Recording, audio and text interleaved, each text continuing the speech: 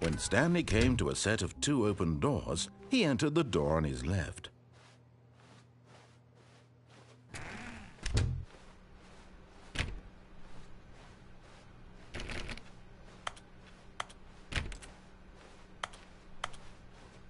Yet there was not a single person here either. Feeling a wave of disbelief, Stanley decided to go up to his boss's office, hoping he might find an answer there.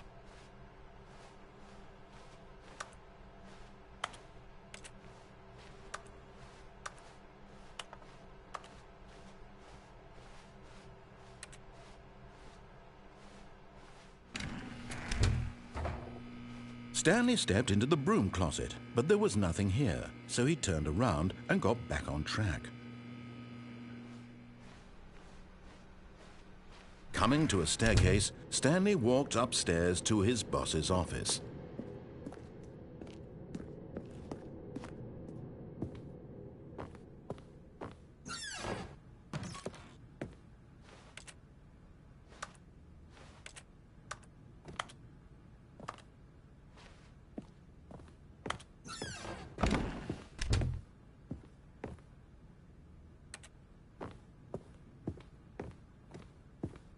Stepping into his manager's office, Stanley was once again stunned to discover not an indication of any human life. Shocked, unraveled, Stanley wondered in disbelief who orchestrated this, what dark secret was being held from him. What he could not have known was that the keypad behind the boss's desk guarded the terrible truth that his boss had been keeping from him. And so the boss had assigned it an extra secret PIN number, 2845. But of course, Stanley couldn't possibly have known this.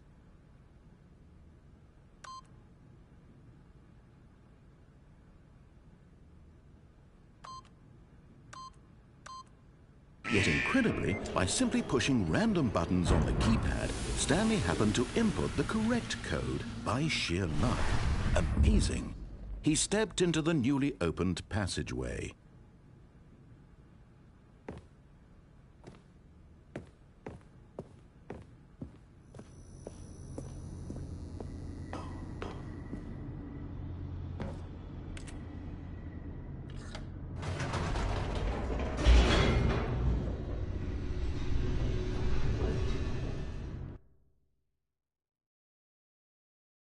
Descending deeper into the building, Stanley realized he felt a bit peculiar.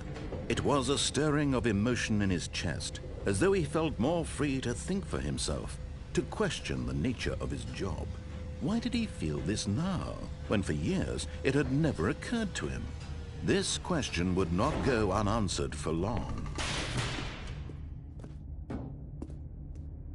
Stanley walked straight ahead through the large door that read Mind Control Facility.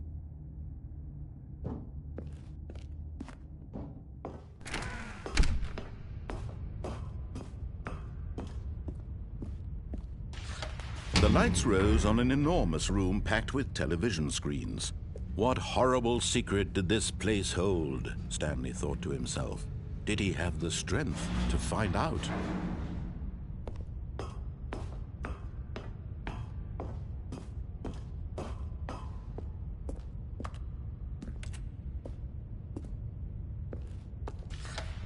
Now the monitors jumped to life, their true nature revealed.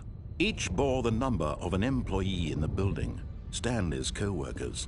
The lives of so many individuals reduced to images on a screen, and Stanley, one of them, eternally monitored in this place where freedom meant nothing.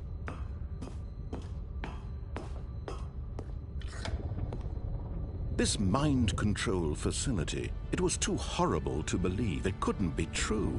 Had Stanley really been under someone's control all this time? Was this the only reason he was happy with his boring job? That his emotions had been manipulated to accept it blindly? No, he refused to believe it. He couldn't accept it. His own life in someone else's control? Never! It was unthinkable, wasn't it? Was it even possible? Had he truly spent his entire life utterly blind to the world? But here was the proof. The heart of the operation. Controls labeled with emotions. Happy, or sad, or content. Walking, eating, working. All of it monitored and commanded from this very place. And as the cold reality of his past began to sink in, Stanley decided that this machinery would never again exert its terrible power over another human life. For he would dismantle the controls once and for all.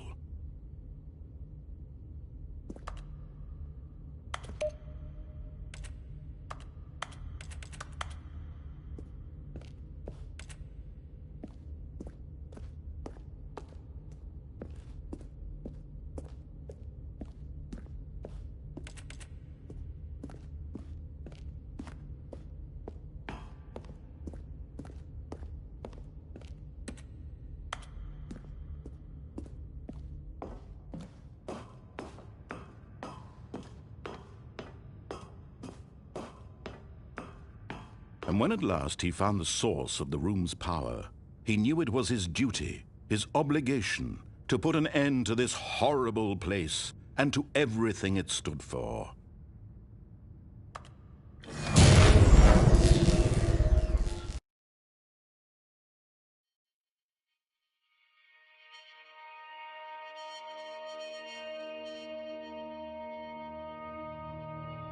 Blackness and a rising chill of uncertainty. Was it over? Yes!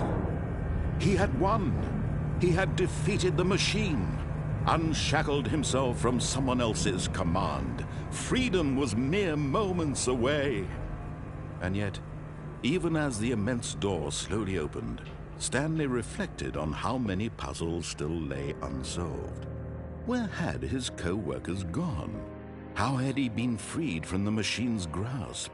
What other mysteries did this strange building hold? But as sunlight streamed into the chamber, he realized none of this mattered to him, for it was not knowledge or even power that he had been seeking, but happiness.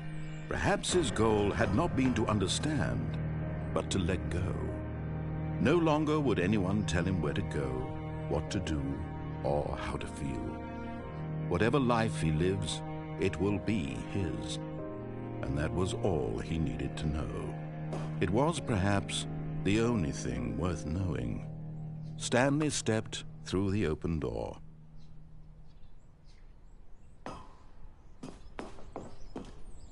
Stanley felt the cool breeze upon his skin, the feeling of liberation, the immense possibility of the new path before him.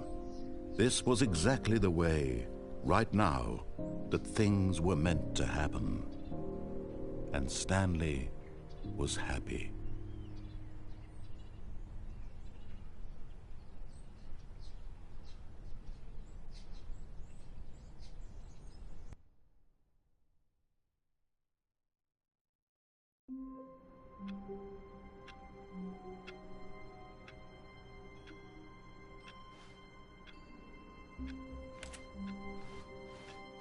All of his co-workers were gone. What could it mean? Stanley decided to go to the meeting room. Perhaps he had simply missed a memo. No matter how hard Stanley looked, he couldn't find a trace of his co-workers.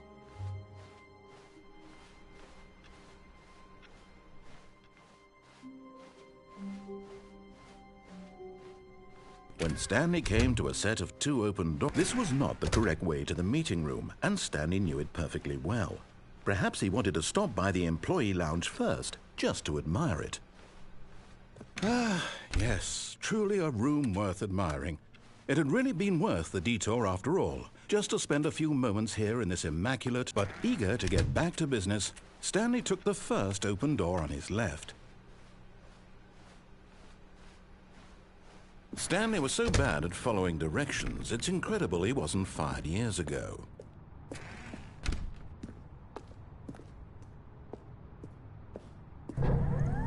Look, Stanley, I think perhaps we've gotten off on the wrong foot here. I'm not your enemy, really, I'm not.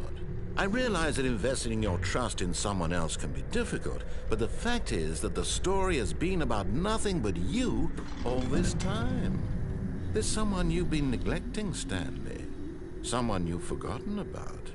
Please, stop trying to make every decision by yourself. Now, I'm not asking for me, I'm asking for her. This is it, Stanley. Your chance to redeem yourself, to put your work aside, to let her back into your life. She's been waiting. That's her, Stanley. You...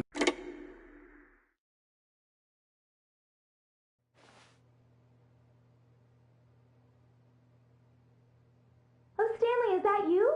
Hold on, sweetie. Sorry to keep you waiting. I'm just pulling the bread out of the oven. All right. Okay, there we go. All right, now, I want you to come in and tell me all about your day. Gotcha. Oh, come on. Did you actually think you had a loving wife who'd want to commit their life to you? I'm trying to make a point here, Stanley. I'm trying to get you to see something. Come inside. Let me show you what's really going on here. This is a very sad story about the death of a man named Stanley. Stanley is quite a boring fellow. He has a job that demands nothing of him, and every button that he pushes is a reminder of the inconsequential nature of his existence. Look at him there, pushing buttons, doing exactly what he's told to do. Now he's pushing a button. Now he's eating lunch. Now he's going home. Now he's coming back to work. One might even feel sorry for him, except that he's chosen this life. But in his mind, in his mind he can go on fantastic adventures. From behind his desk, Stanley dreamed of wild expeditions into the unknown, fantastic discoveries of new lands. It was wonderful, and each day that he returned to work was a reminder that none of it would ever happen to him. And so he began to fantasize about his own job. First, he imagined that one day while at work, he stepped up from his desk to realize that all of his co-workers, his boss, everyone in the building had suddenly vanished off the face of the earth. The thought excited him terribly. So he went further. He imagined that he came to 2 open doors and that he could go through either. At last, choice. It barely even mattered what lay behind each door. The mere thought that his decisions would mean something was almost too wonderful to behold. As he wandered through this fantasy world, he began to fill it with many possible paths and destinations. Down one path lay an enormous round room with monitors and mind controls. And down another was a yellow line that weaved in many directions. And down another was a game with a baby. And he called it the Stanley Parable. It was such a wonderful fantasy, and so in his head he relived it again, and then again, and again, over and over, wishing beyond hope that it would never end, that he might always feel this free. Surely there's an answer down some new path, mustn't there be? Perhaps if he played just one more time. But there is no answer. How could there possibly be? In reality, all he's doing is pushing the same buttons he always has. Nothing has changed. The longer he spends here, the more invested he gets, the more he forgets which life is the real one. And I'm trying to tell him this, that in this world he can never be anything but an observer, that as long as he remains here, he's slowly killing himself. But he won't listen to me. He won't stop. Here, watch this. Stanley, The next time the screen asks you to push a button, do not do it. You see? Can he just not hear me? How can I tell him in a way that he'll understand that every second he remains here, he's electing to kill himself? How can I get him to see what I see? How can I make him look at himself? I suppose I can't, not in the way I want him to. But I don't make the rules. I simply play to my intended purpose, the same as Stanley. We're not so different, I suppose. I'll try once more to convey all this to him. I'm compelled to. I must. Perhaps, well, maybe this time he'll see. Maybe this time. And I tried again, and Stanley pushed a button. And I tried again, and Stanley pushed a button. And I tried.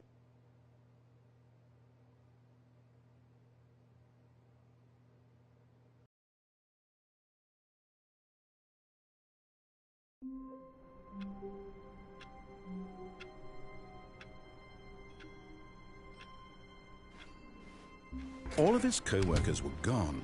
What could it mean? Stanley decided to go to the meeting room. Perhaps he had simply missed a memo.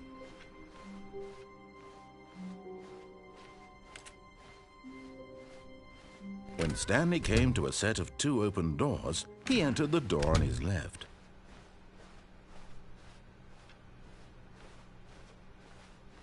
Yet there was not a single person here either. Feeling a wave of disbelief, Stanley decided to go up to his boss's office. Hoping him coming to a staircase, Stanley walked upstairs to his boss's office.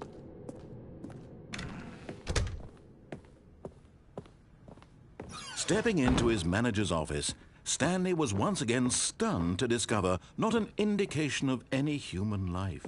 What could it mean? Stanley wondered aloud to nobody. He began wildly tearing through papers on the boss's desk, pulling books off the shelf, looking behind paintings, desperate for clues to his situation. But his attention was caught by a keypad behind the boss's desk. What could its purpose be? In fact, this keypad guarded the terrible secret that lay buried below his feet. And so the boss had assigned it an extra secret PIN number, 2845. But of course, Stanley couldn't possibly have known this. Yet incredibly, by simply pushing random buttons on the keypad, Stanley happened to input the correct code by sheer luck. Amazing. He stepped into the newly opened passageway.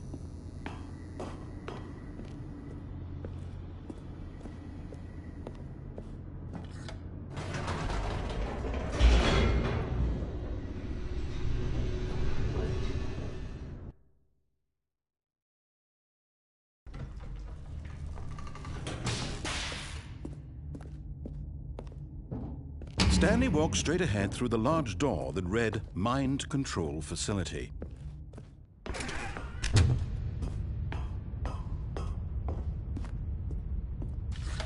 The lights rose on an enormous room packed with television screens.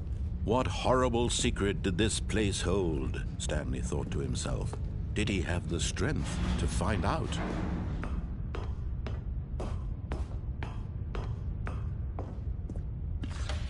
Now the monitors jumped to life, their true nature revealed. Each bore the number of an employee in the building, Stanley's co-workers. The lives of so many individuals reduced to images on a screen, and Stanley, one of them, eternally monitored in this place where freedom meant nothing.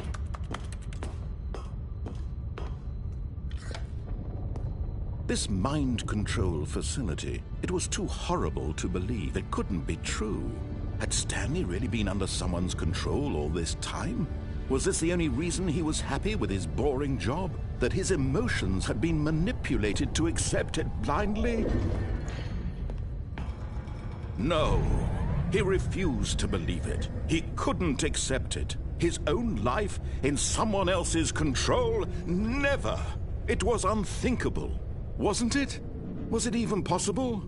Had he truly spent his entire life utterly blind to the world? But here was the proof, the heart of the operation. controls labeled with emotions, happy or sad or content, walking, eating, working, all of it monitored and commanded from this very place. And as the cold reality of his past began to sink in, Stanley decided that this machinery would never again exert its terrible power over another human life. For he would dismantle the controls once and for all.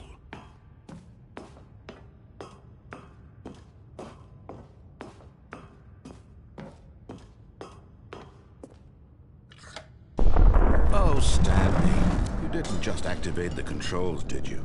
After they kept you enslaved all these years, you go and you try to take control of the machine for yourself. Is that what you wanted? Control? Oh, Stanley, I applaud your effort, I really do. But you need to understand, there's only so much that machine can do. You were supposed to let it go, turn the controls off, and leave. If you want to throw my story off track, you're going to have to do much better than that. I'm afraid you don't have nearly the power you think you do. For example, and I believe you'll find this pertinent, Stanley suddenly realized he had just initiated the network's emergency detonation system. In the event that this machine is activated without proper DNA identification, nuclear detonators are said to explode, eliminating the entire complex. How long until detonation then? Let's say, 2 minutes. Ah, now this is making things a little more fun, isn't it, Stanley? It's your time to shine. You are the star. It's your story now. Shape it to your heart's desires. Oh, this is much better than what I had in mind. What a shame we have so little time left to enjoy it. Mere moments until the bomb goes off. But what precious moments each one of them is. More time to talk about you, about me, where we're going. What all this means. I barely know where to start. What's that? You'd like to know where your co-workers are? A moment of solace before you're obliterated? All right, I'm in a good mood. You're gonna die anyway. I'll tell you exactly what happened to them. I erased them. I turned off the machine. I set you free. Of course, that was merely in this instance of the story. Sometimes when I tell it, I simply let you sit there in your office forever, pushing buttons endlessly and then dying alone. Other times, I let the office sink into the ground, swallowing everyone inside, or I let it burn to a crisp. I have to say this, though, this version of events has been rather amusing. Watching you try to make sense of everything and take back the control wrested away from you, it's quite rich. I almost hate to see it go. But I'm sure whatever I come up with on the next go-around will be even better. My goodness, only 34 seconds left. But I'm enjoying this so much. You know what? To hell with it. I'm going to put some extra time on the clock, why not? These are precious additional seconds, Stanley. Time doesn't grow on trees. Oh dear me, what's the matter, Stanley? Is it that you have no idea where you're going or what you're supposed to be doing right now? Or did you just assume when you saw that timer that something in this room was capable of turning it off? I mean, look at you. Running from button to button, screen to screen, clicking on every little thing in this room. These numbered buttons, no, these colored ones. Or maybe this big red button, or this door. Everything, anything, something here will save me. Why would you think that, Stanley? That this video game can be beaten? Won? Solved? Do you have any idea what your purpose in this place is? Stanley, you're in for quite a disappointment. But here's a spoiler for you. That timer isn't a catalyst to keep the action moving along. It's just seconds ticking away to your death. You're only still playing instead of watching a cutscene because I want to watch you for every moment that you're powerless. To see you made humble. This is not a challenge. It's a tragedy. You wanted to control this world, that's fine. But I'm going to destroy it first, so you can't. Take a look at the clock, Stanley. That's 30 seconds you have left to struggle. 30 seconds until a big boom and then nothing. No ending here, just you being blown to pieces. Will you cling desperately to your frail life, or will you let it go peacefully? Another choice. Make it count, or don't. It's all the same to me, all a part of the joke. And believe me, I will be laughing at every second of your inevitable life from the moment we fade in until the moment I say, happily ever after.